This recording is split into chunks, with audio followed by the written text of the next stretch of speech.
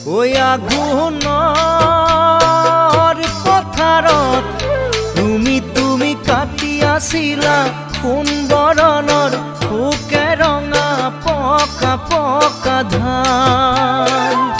ওই ধাননিৰ লগতে তুমি তোমাৰ জিল